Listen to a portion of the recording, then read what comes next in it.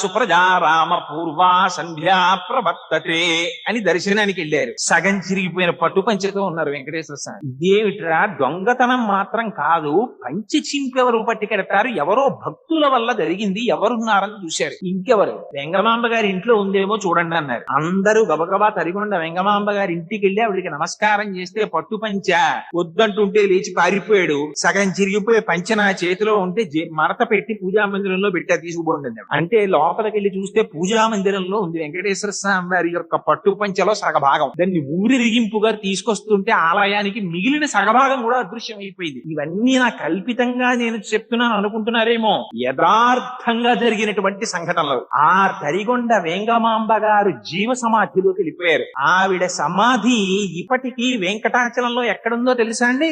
ఆదివరాహస్వామి వారి కాటేజెస్ ఉన్నాయి, వరాహస్వామి కాటేజెస్ అని పిలుస్తాం మనం. దాని వెనకాతలకు